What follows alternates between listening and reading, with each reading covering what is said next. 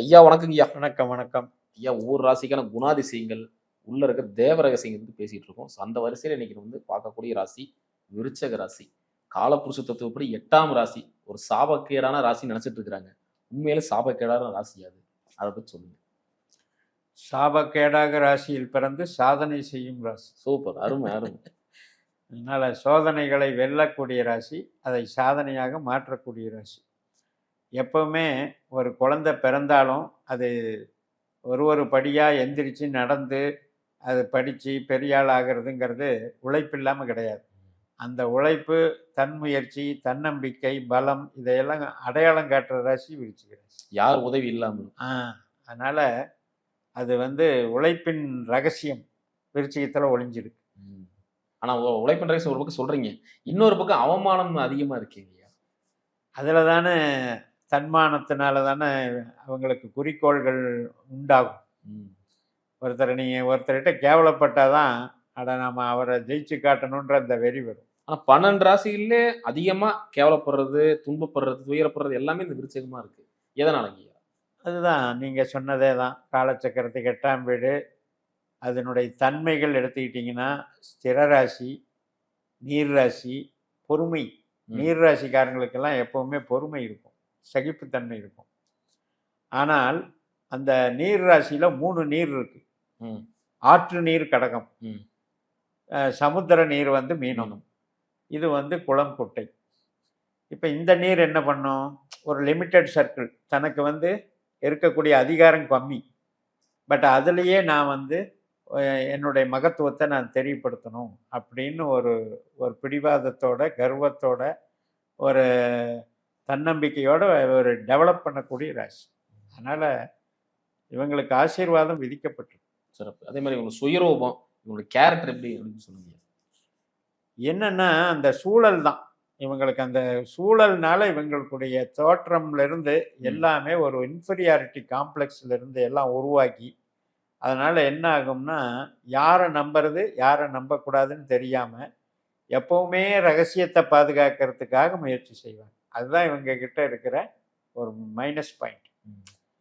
But வந்து சுயரூபம் அப்படின்னு நீங்க கேட்கறதுனால அந்த சுயரூபத்துல அந்த அதுல வெற்றிங்கிறது அடங்கி இருக்கு.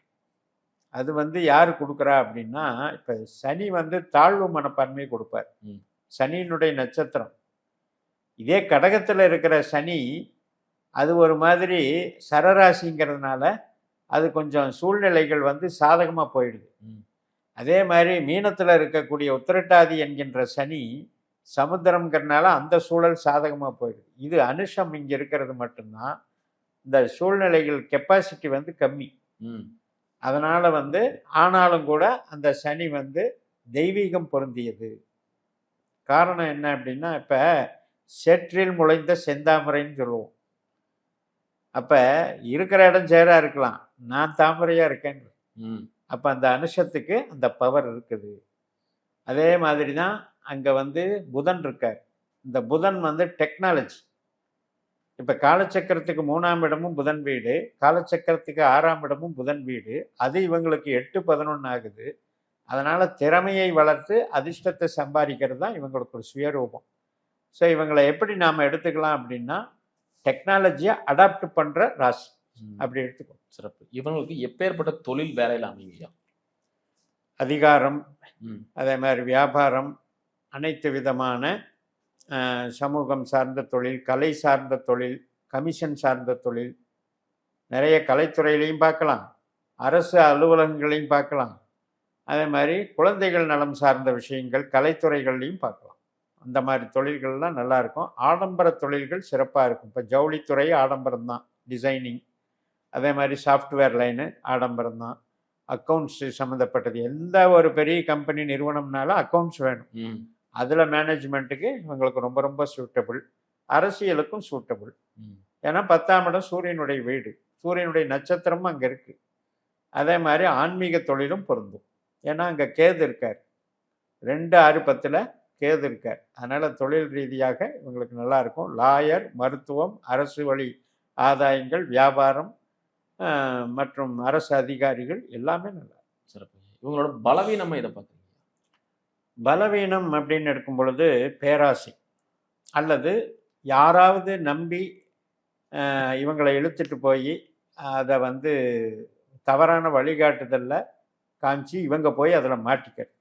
ஒரு பெண் இந்த இன்வெஸ்ட்மெண்ட் போடு பெருசா லாபம் வரும். அதுதான். அதாவது எல்லாமே பெருசா ஆசை காட்டுறது. நீ 10 ரூபா போட்டால் 100 ரூபா வந்துடும் அப்படின்னு சொன்னா அந்த அந்த இதில் போய் இறங்குறவங்க தான் இதில் பலவீனம் அடைகிறாங்க. ரொம்ப திசா புத்திகள் நல்லா இருந்து உஷாரா இருக்கிறவங்களுக்கு வந்து அதில் மாட்டாமல் இருக்கவங்களுக்கு இப்போ ராகு திசையோ குரு திசையோ இவங்களுக்கு வரலனாலே தப்பிச்சுக்குவாங்க. அங்கே பிரச்சனைக்குரிய திசை ராகு குரு திசை தான். அது இல்லாமல் இருந்தாலே இவங்க தப்பிச்சுக்குவாங்க. பலவீனம் வந்து அது ஒன்று தான். மெயினாக வந்து பெருத்த நஷ்டம் அப்படின்றது தான் பலவீனம், அல்லது நம்பி ஏமாறுது. அதே மாதிரி பார்த்தீங்கன்னா உறவு சார்ந்த விஷயம் சரி, நண்பர்களும் சரி, எப்படி அமைவாங்க? அதாவது வேலை சார்ந்த வகையில் நண்பர்கள் நல்லது, உறவு சார்ந்த வகையில் அவ்வளவு சரியில்லை. இப்போ காரணம் என்ன அப்படின்னா, இப்போ இவங்களே வந்து சனியினுடைய தாக்கத்தில் இருக்கிறவங்க. இந்த சனி என்ன பண்ணுவார்னா உறவினர்கள்கிட்ட அவ்வளவு அட்டாச்மெண்ட் பண்ண மாட்டார். அதே மாதிரி புதன் இருக்கிறாரே அவர் வந்து மாமன் காரகன். அப்போ அந்த மாமன் வர்க்கம்ங்கிற உறவு எல்லாம் பார்த்தீங்கன்னா இவங்களுக்கு கொஞ்சம் நெகட்டிவ்னஸ். அது எப்படி வேணா எடுத்துக்கலாம். மாமன் வர்க்கம்னா தாய் கூட பிறந்ததுன்னு எடுத்துக்கலாம், அல்லது இவங்க மனைவி கணவன் மனைவி வழியில் வரக்கூடிய உறவின் முறைன்னு எடுத்துக்கலாம். மாமன் மச்சான்னு சொல்லுவாங்க. அந்த மாதிரி வர்றதை புதனே வந்து இவங்களுக்கு நெகட்டிவ்க்கு அனுப்புவார். ஸோ அதில் பார்ட்னர் போடுறதோ அதில் ஒருத்தருக்கு ஒருத்தர் இன்வால்வ் ஆகுறதோ பிரச்சனைக்கு ஆகும். அதே மாதிரி திருமண வாழ்க்கை விருச்சகத்தில் சொல்லி ஆகணும், ஒரு போராட்டமாக இருக்குன்னு நிறைய பேர் சொல்கிறாங்க. அது உண்மையிலே போராட்டமா? நிலைத்த தன்மை இல்லை. காரணம் என்னன்னா சந்திரன் அங்கே நடுவில் வர்றார். ரோகிணி நட்சத்திரம், திருவோணம் ரோகிணி. இந்த ரோகிணி என்பது அப்படின்னா ஒரு சுயநலம், சபலம், சஞ்சலம்னு அர்த்தம். அதனால் என்னென்னா ஸ்டெடி மைண்டாக இருக்க மாட்டாங்க வரக்கூடிய லைஃப் பார்ட்னர். கூட்டு குடும்ப வாழ்க்கைக்கோ அல்லது வந்து கண்டிப்பாக நம்மளையே வந்து குறிக்கோளாக வச்சு நம்மளுக்கே சர்வீஸ் பண்ணலான்ற அந்த ஒரு தியாக உணர்வோ அவ்வளவா இருக்க முடியாது. அது மாறிக்கிட்டே இருக்கிற குணம். ஸோ அதனால் கொஞ்சம் ப்ராப்ளம் இருக்குது. பட் திருமணத்துக்கு பிறகு பண வளர்ச்சி நல்லாயிருக்கும். 7ஆம் பாவம் காலச்சக்கரத்துக்கு 2ஆம் வீடு. அதனால் திருமணத்துக்கு பிறகு இவங்களுடைய வாழ்க்கை தரம் உயரும். எமோஷனல் அட்டாச்மெண்ட்டில் சஞ்சலங்கள் இருக்கும். பிரிவினைன்னு சொல்ல மாட்டேன். சஞ்சலம்ங்கிறது என்ன அப்படின்னா, சரி எமோஷனலாக புரிஞ்சிக்க மாட்டேங்கிறாங்களே அப்படின்னு சொல்கிறாங்க இல்லையா, அது மாதிரி. சிறப்புங்க ஐயா. அதே மாதிரி இந்த பொருளாதாரம் எப்படிங்க இருக்கு? தனநிலை சொன்ன மாதிரி கேது திசை, சுக்கிர திசை, சூரிய திசை, இந்த 3 திசையே போதும் இவங்களுக்கு அள்ளி வழங்கிடும். சொன்ன மாதிரி மிட்லேயே வந்துடும் இல்லைங்களா? வந்துடும், அற்புதமாக அள்ளி வழங்கிடும். அதனால் ஒரு 15 வயசுக்கு 20 வயசுலேருந்து இவங்களுக்கு ஒரு மிடில் ஏஜை கடக்கிற வரைக்கும் அற்புதமாக இருக்கும் பொருளாதாரம். நிறைய நவீன கார் வாங்கிறது, வீடு இடம் வாங்கிறது, ஃபேன்சியாக பங்களா கட்டுறது, இது மாதிரியான ஒரு ஆடம்பர பொருட்களில் ரொம்ப ரொம்ப அற்புதமாக வாழக்கூடிய வாழ்க்கை உண்டு. சிறப்பு. இன்னொரு 45 நாளில் குரு பயிற்சி வருது. ஸோ இந்த குருனால இவங்களுக்கு என்ன மாறுதல் ஏற்படுது?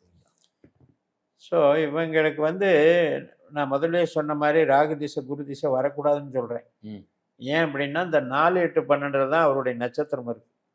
இந்த 4, 8, 12 என்பது வந்து ஒரு வேலை செய்கிறவங்களுக்கு ஒன்றும் பாதிக்காது. ஆனால் உறவு சார்ந்த வகையிலையும் ஆரோக்கிய சார்ந்த வகையிலையும் கொஞ்சம் பிரச்சனை பண்ணும். ஸோ அதை வந்து வளர்க்குற மாதிரி தான் இப்போ குரு பயிற்சி வருது. அதனால் ஆரோக்கியத்தை பார்த்துக்கோங்க. அனுக்கிரகம் நல்லாயிருக்கும். இப்போ இவருடைய ராசியில் இருக்கிற சனி பகவான் இருக்கார், அனுஷத்தின் நாயகன். அவர் 5ல் இருக்கார். 5ஆம் இடம் என்பது அருள். அதனால் இஷ்ட தெய்வம், குலதெய்வம், நம்முடைய வேண்டுதல், இது பிரார்த்தனைகள், இதெல்லாம் வந்து ஜெயிக்கிற அமைப்பு. அந்த சனியுடைய நட்சத்திரத்துக்கும் குரு வருவார். ஸோ இதெல்லாம் வந்து அருள் சார்ந்த வகையில் அவங்களுக்கு ப்ளஸ் பாயிண்ட் நல்லா இருக்குது. பட் அதே நேரத்தில் திசை நடக்கக்கூடாது. ராகு திசையோ குரு திசையோ நடக்கிறவங்களுக்கு இப்போ இதாக இருக்குது. இப்போ டிசம்பரில் பார்த்தீங்கன்னா ராகு பயிற்சி வரும். இப்போ வந்து கொஞ்சம் சிரமந்தான் பட்டுக்கிட்டு இருக்காங்க ராகு திசை நடக்கிறவங்க. ஏன்னா சொந்த நட்சத்திரத்தில் இருக்கார் ராகு. அடுத்து வந்து அப்படியே 3ஆம் இடத்துக்கு வருவார். அப்போ வந்து சில மாற்றங்கள் பாசிட்டிவாக. இறை வழிபாடு சொல்லுங்க. இறை வழிபாடு இவங்க அகம் சார்ந்த நன்மை, அதாவது ஆரோக்கியம், உறவுகள் மேம்பாடு, இதுக்கெல்லாம் வந்து சனீஸ்வரரை பிடிச்சிடும். பூச அனுசம் உத்திரட்டாதியில் சனீஸ்வரர் வழிபாடு பண்ணலாம்.